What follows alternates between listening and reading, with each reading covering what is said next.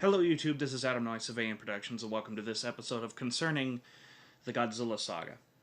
Well, look who we have here.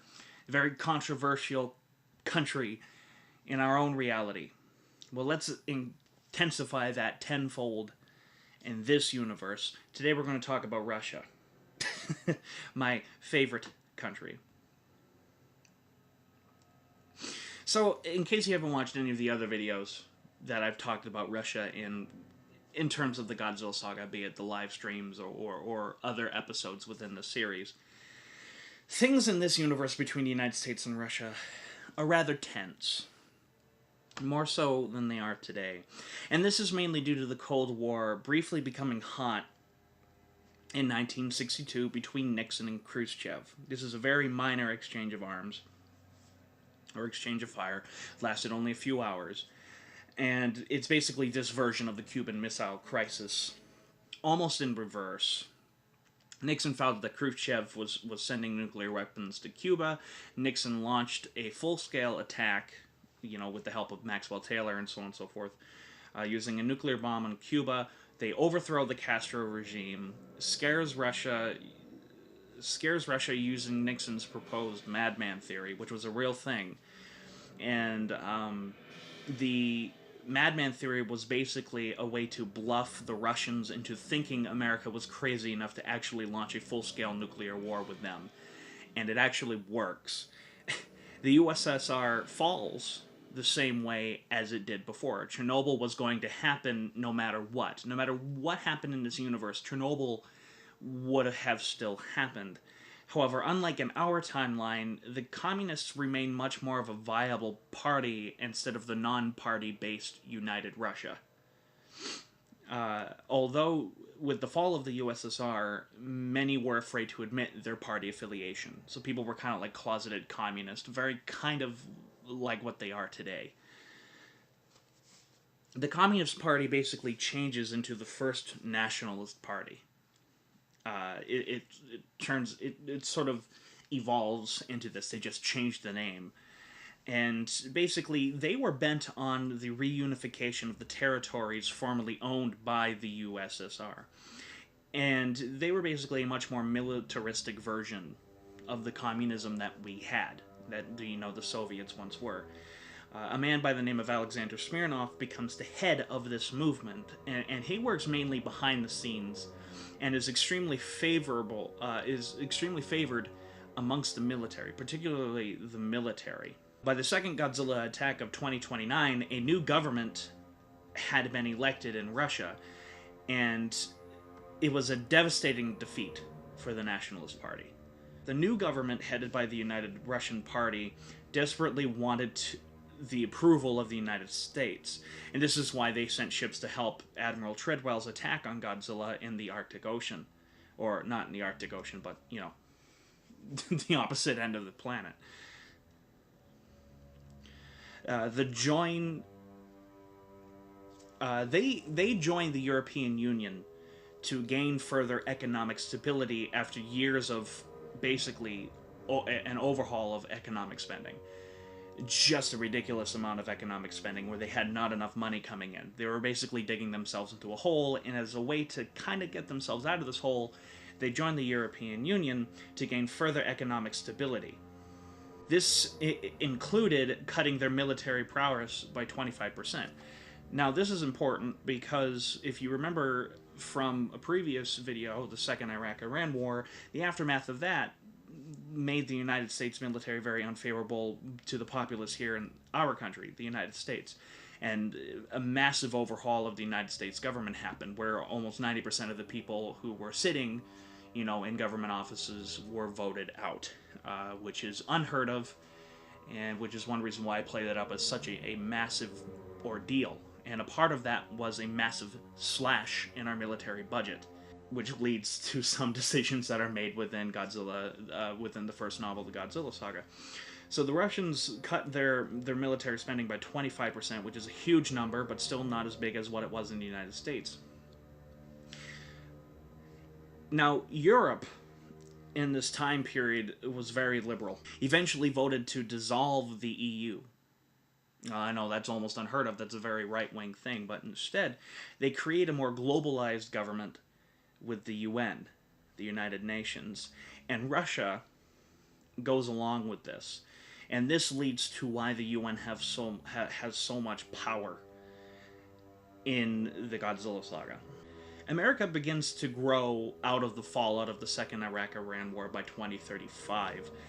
This is mainly due to the immediate economic collapse of after the destruction of Long Island due to the second Godzilla attack. However, things begin to move forward as people vote a new right-wing leaning government.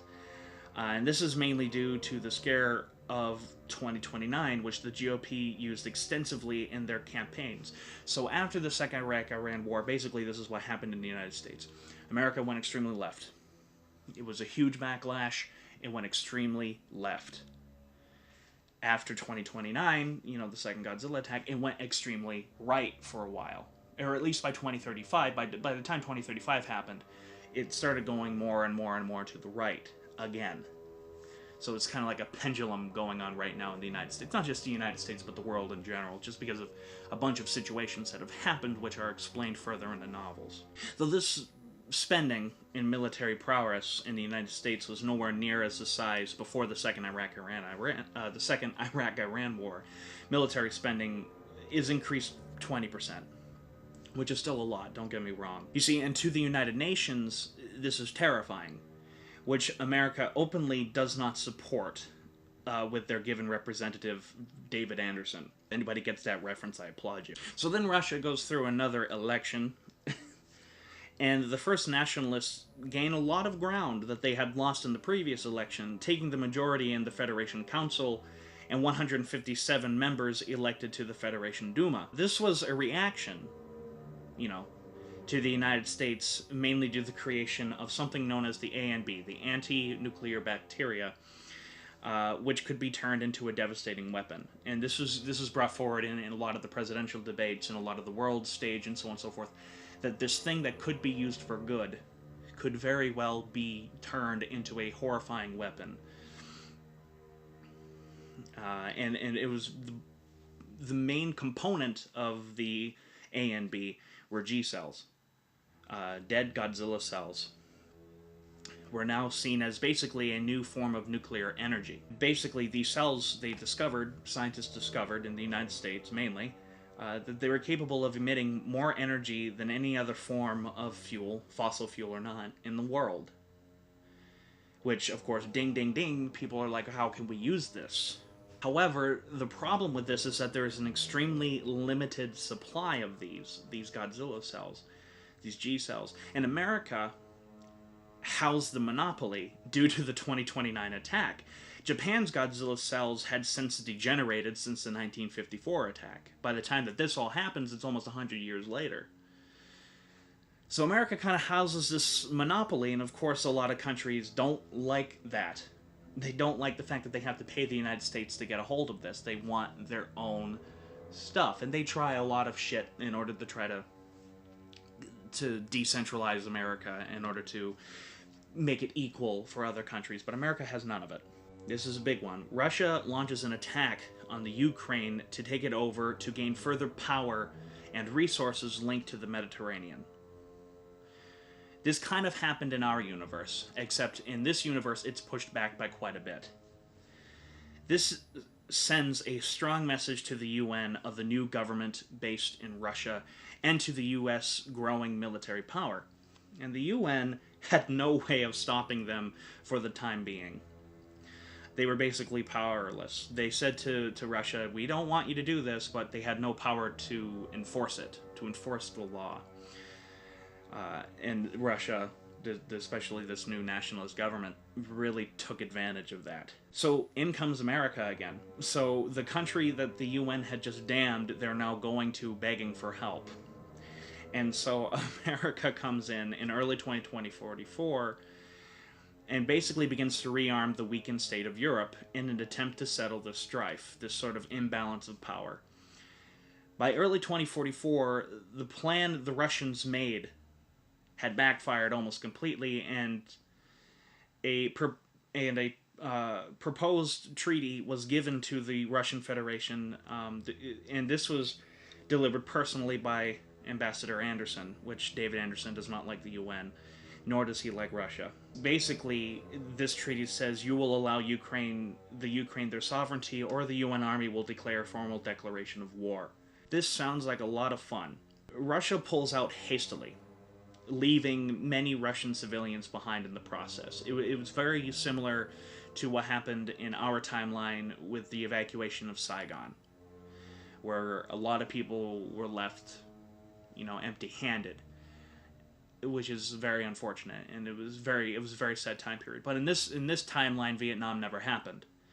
So this is kind of like that kind of view, and except for the Russians, and it was just a giant mess. And particularly that affects one character in this. One character that we meet in Godzilla vs. Biollante, that decision to pull out of the Ukraine heavily affects his entire mentality, and really is why he does what he does throughout the novel. This does not deter the First Nationalist Party, but actually makes them stronger. And specifically, there is a mysterious General Gregory Zhukov III, named after his grandfather, who, if you know your history, you know that he was a major general in World War II, who goes by the name of Ursus. He's earned this nickname. And he becomes the main spokesman for the First Nationalist Party, while Smirnov falls back from the limelight. Smirnov and his massive wealth, because Smirnov has become very wealthy through his politics, which is kind of the opposite of whatever, manages to secure some G-cells through Japan after the rise of Shindo, which we talked about that in a previous video. And then there's Ursus. And behind the scenes, they plan on creating a weapon to counter the creation of the American-made A&B. To kind of even the odds a little bit, despite this massive military loss. And that's Russia, in a nutshell, in the Godzilla Saga. So, I hope you will go on Facebook and hit the like button for the Godzilla Saga for all up-to-date information on how those novels are going. Leave a comment saying what you think this universe should be, or what you think of what I've been doing so far. Or telling me that I'm an idiot. You guys do a very good job at doing that. Hit the subscribe button for all up-to-date information on AN Productions in general. Like AN Productions on Facebook. And in the end, this is Adam Nice of AN Productions saying, sayonara.